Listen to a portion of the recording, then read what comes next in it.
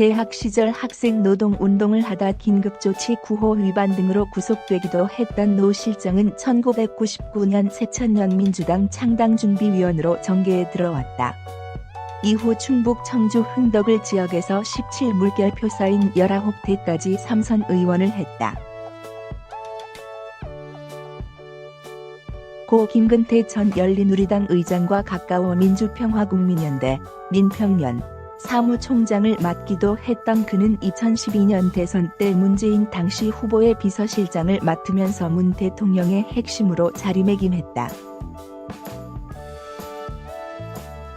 당시 문 후보는 당내 탕평 인사 차원에서 비노무현계였던 노 실장을 발탁했던 것으로 알려졌다. 복수의 더불어민주당 의원들은 노 실장은 정치적으로 매우 유연하고 합리적인 스타일이라고 말했다.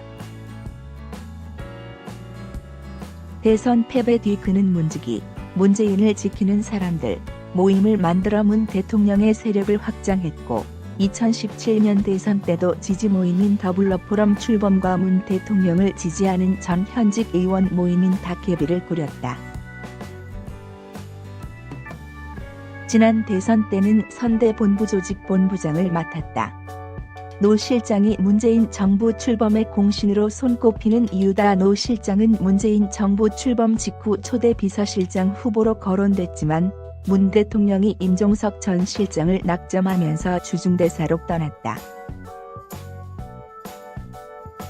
청와대 관계자는 노 실장이 누구보다 문 대통령의 의중을 잘 아는 인사지만 그를 낙점할 경우 첫 출발부터 친문 핵심 체제 구축을 한다는 이미지가 더 씌워질 것이라는 우려가 있었던 것으로 안다고 말했다. 여기엔 2015년 10월 국회 산업통상자원위원회 위원장 당시 의원회관에 하드 단말기를 놓고 자신의 시집을 강매했다는 의혹 탓에 이미지에 흠집이 났던 부분도 고려됐던 것으로 알려졌다. 이 사건 여파로 그는 그해 12월 산자위원장직에서 물러났고 이듬해 1월에는 당 윤리심판원에서 당원 자격 정지 6개월 징계를 받아 20대 국회의원 선거에 출마하지 않았다.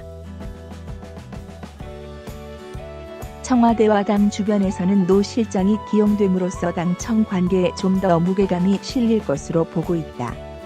청와대 관계자는 임종석 실장 때는 중량감이나 연백 탓에 당에서 청와대와의 정무적 협의 부분에 있어 다소 소홀하거나 부족한 부분이 있었다며 하지만 당 중진 출신인 노 실장과 3선 의원을 지낸 강기정 정무수석까지 기용되면서 당청 관계가 좀 더 진지하게 전개될 것 같다고 말했다.